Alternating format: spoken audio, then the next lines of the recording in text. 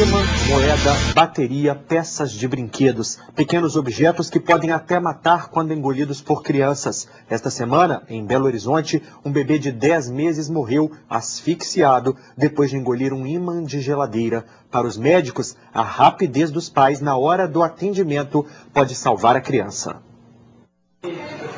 As imagens das radiografias impressionam. São objetos inalados ou engolidos por crianças. Ana Carolina, de 5 anos, estava com este telefone celular de brinquedo, comprado em um camelô, quando engoliu uma bateria. Ela falou que engoliu uma bateria de telefone infantil, aí trouxe para o pronto-socorro, porque isso é muito perigoso. Se isso tem um líquido corrosivo por dentro, se estoura, mata ela. Há 2 tipos de procedimentos para o socorro. Para as crianças com menos de 6 anos, os pais precisam incliná-las sobre o colo e pressionar as costas. Para os maiores, a pressão deve ser feita no abdômen, de baixo para cima, sempre mantendo a cabeça baixa. Não obtendo resultado, a criança deve ser imediatamente encaminhada para um hospital.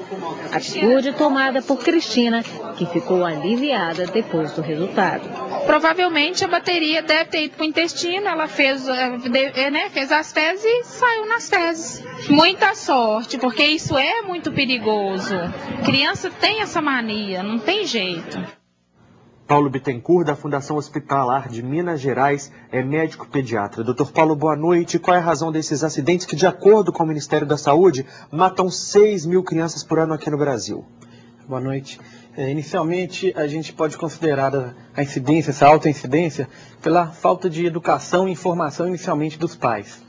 Esses acidentes, eles variam de acordo com a idade, doutor Paulo? Variam. A gente pode pegar desde as crianças pequenas, bebês que nascem nos primeiros dias de vida, que pode ocorrer acidentes dentro do próprio berço, como a fixação de partes do corpo entre as grades, até as crianças maiores e adolescentes que já vêm com os acidentes automobilísticos, né, e hoje com esportes radicais também. Doutor Paulo, acidentes com brinquedos são muito comuns e essa semana um recall de uma grande empresa de brinquedos, a Mattel, atingiu aqui o Brasil. Os pais devem mesmo devolver esses brinquedos adquiridos? Com certeza. Apesar de toda a regulamentação desses brinquedos serem feitas por empresas sérias no nosso país hoje, estipulando qual que é a idade ideal, qual que é o tipo ideal que essa criança deve brincar, quais são os brinquedos especiais para ela, algumas coisas podem passar, como aconteceu nesse caso, e que devem ser devolvidos esses brinquedos e tirados de uso. Selos do Inmetro, da Brinque, isso garante mesmo a qualidade dos brinquedos, doutor? Garantem sim, porque são empresas sérias, que são orientadas por também profissionais da nossa área, da pediatria, em que quais seriam as formas seguras para comercializar esse tipo de brinquedo. Entre outros acidentes estão os de trânsito, os por asfixia, os também de afogamento. Quais os principais cuidados nesse momento? Bem, as asfixias acontecem principalmente nas crianças menores. A maior incidência nas crianças abaixo de 5 anos, com predomínio abaixo de 3 anos. Essas asfixias acontecem por pequenos objetos deixados em casa, ao alcance dessas crianças, porque nessa idade elas levam tudo à boca.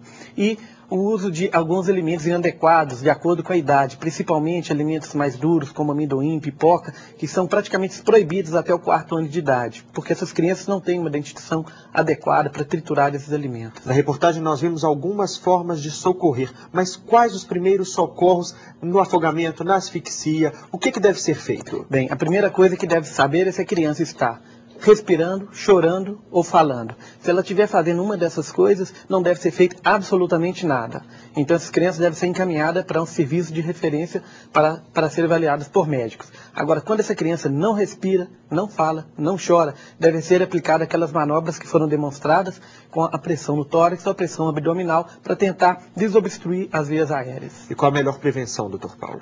A melhor prevenção vai de acordo com a idade. Na realidade, existem duas formas de prevenção. São as prevenções ativas e passivas. As prevenções passivas, aplicadas pelo pai, são cuidar do ambiente, escolher os brinquedos adequados, né?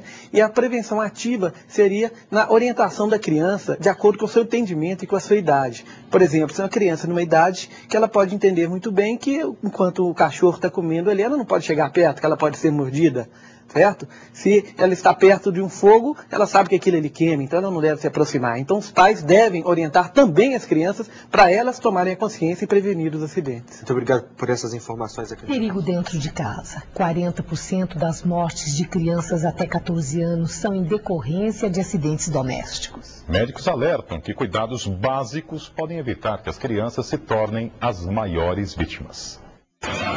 Criança em casa, pais em alerta. Tomar cuidado para não chegar perto do fogão, não mexer na máquina de lavar. Não mexer em nada cortante. Produto de limpeza, objeto que ela pode subir. Mas é numa distração que os acidentes acontecem. Uma pesquisa da Secretaria de Saúde de São Paulo mostra que das crianças e adolescentes de até 14 anos que são internados, 38% vão parar no hospital por causa de queimaduras, quedas e intoxicações. O levantamento mostra ainda que nessa faixa etária, os acidentes que podem ser evitados provocam 40% das mortes. Em 16% dos casos, as crianças morrem sufocadas. 25% são de atropelamentos. E, em primeiro lugar, em 27% dos casos, a criança morre afogada. Por exemplo, numa festa que não sabe que tem um lago ou uma piscina e não se precaver, e a criança pode morrer afogada. Mas a criança não precisa muita água, né? Não precisa, basta 2,5 centímetros de profundidade para ela se afogar, porque as vias aéreas dela são muito pequenininhas. Em casa, a cozinha reúne a maior parte das situações de perigo. Gavetas com facas, objetos pontiagudos. O correto é que essas facas, todos esses equipamentos aqui estejam num lugar alto e trancado, porque uma criança pequena pode abrir e isso é muito perigoso.